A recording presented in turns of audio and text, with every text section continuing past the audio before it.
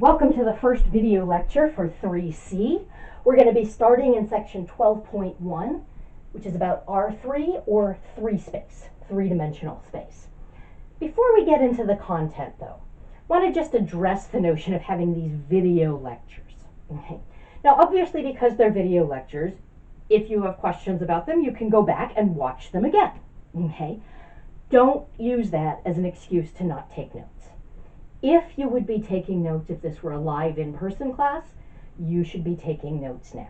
Okay? Because very often that action of taking notes gets you more engaged with the material. You're processing it as you're writing it down, and that's going to help you stay more focused and stay connected and really engaged with the material. Okay? Now, it's possible that some of you are more auditory learners. I do have some students who, even in a live in-person class, sit there and don't take notes. And I've sometimes said to them, does that work for you? And they said, yes, it allows me to really focus on listening because listening is how I learn best. If that applies to you, so that you wouldn't be taking notes anyway because that allows you to focus more intently, that's fine. That's your learning style. Okay? But don't use the fact that these are video lectures to say, oh, I don't have to take notes if that's something that you would normally be doing. Okay. All right, also, there will be some times when I'm lecturing here, and I'll say, okay, pause the video and try to work out this problem on your own. Okay, when I do that, you have two options. You can pause the video and try to work the problem out on your own, or you can ignore my suggestions and just keep watching the video. I guess there's a third option. You could stop the video and just walk away and not come back, but, assuming that you actually want to complete the class, do pause the video and try to work out the problem on your own, okay? It's tempting to say, oh, you know what, I'll get plenty of practice when I'm doing the homework. But sometimes when you practice right then and there, immediately, as soon as you've seen the new information, it really helps to solidify, and you're gonna learn the material better if you practice it right then and there as you're learning it, and then the homework is a review, okay? Or maybe pushing you a little bit further and doing some more challenging problems. But do that, okay? Now, there will be some times when I'm working out problems on the board, and I don't say to pause the video, but you say, you know what? I think I know how to do that problem. You always have the option of pausing the video and trying to work out the problem on your own, even if I don't suggest that. But definitely do it when I do suggest it. Okay? Also, if this were a live in-person class and you had a question, you could raise your hand. Now, when you're watching the lecture videos, if you have a question, you can raise your hand. It's just not going to do any good because I'm not going to see that and I'm not going to be able to call on you and address your question. Depending on when you're watching the videos, if it's between 10 a.m. and 10 p.m. and you have a question, you can call me right then and there. If I'm home and I answer the phone, I can address your question right then and there. You can always shoot me an email at any time of the day and I will try to get back to you as soon as possible. So sometimes I might be able to address your question right then and there when you have it. But inevitably there are going to be times when you have questions and I don't address them right away because I either don't get your question right away or I'm in the middle of something else and I'm not able to answer your question right away.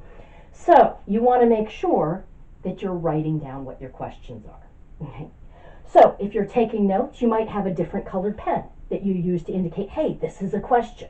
You can just draw a big arrow to the thing you're confused about. Put a question mark.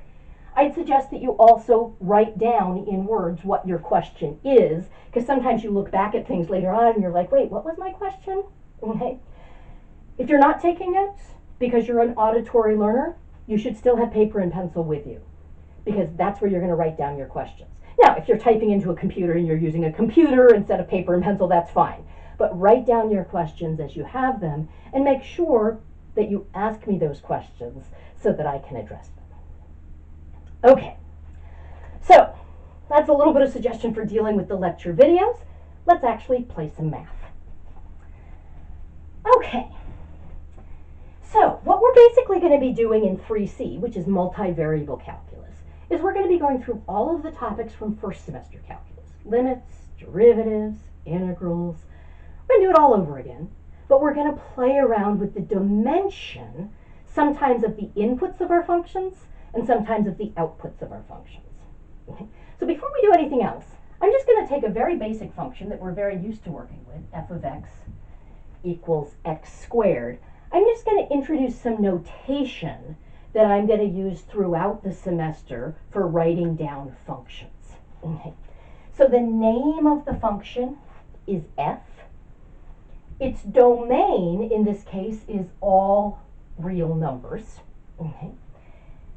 And its codomain is the real numbers as well.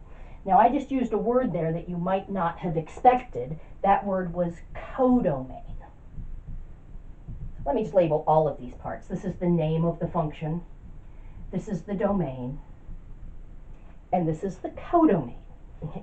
Now, the domain is the set of all inputs to the function. I'm only going to write R if every single real number can be plugged into a function.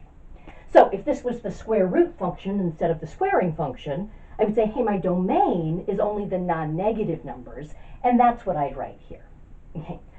The codomain is not the same as the range. The range is the set of outputs.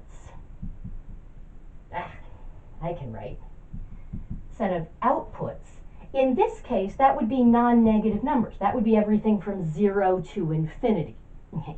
So some of you might have been expecting me to put that here, because we often talk about the domain and range of a function. I'm actually more concerned with the codomain. The codomain is the space in which the range lives. Again, we're going to be focusing on dimension. R, the real numbers, is like the real number line. That's a one-dimensional space. Okay. So the codomain is one-dimensional. The domain is one-dimensional. If I have a situation where the domain is some subset of the real numbers, I would actually write that out as well, and I'll do that in the next example. Okay. What I can do then is below the domain, I can write x. That would represent an arbitrary input. Then I'm going to use this fancy arrow that has this little tail on it and write x squared. That would be an arbitrary output. Okay. So what we have here is this is an arbitrary input. This arrow we read as maps to. So the function maps a number x to the number x squared. And this is our arbitrary output.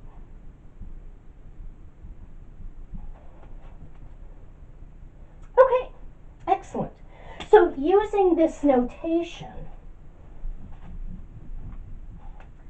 if I were to work with g of x being the square root function, the name of the function would be g. The domain would be 0 to infinity. So with the domain, we don't put the space in which the domain lives unless the domain is that entire space. Okay, if it's a subset of, in this case, one-dimensional space, we write that subset. But for the codomain, I write the entire space. The codomain here is also just non-negative numbers, but, the range is also non-negative numbers, but the codomain is the space in which they live, one-dimensional space. And this would be x maps to the square root of x. Okay. All right, so you'll notice that with these functions, our domain and our codomain are both one-dimensional. We're looking at functions where you plug in a number and you get out a number. And I'm saying that's a one-dimensional thing because it lives in one-dimensional space. I'm going to stop the video here. In the next video, we're going to take a look at what I mean a little bit more specifically with one-dimensional space, two-dimensional space, and three-dimensional space. So that's where we'll pick up in the next video.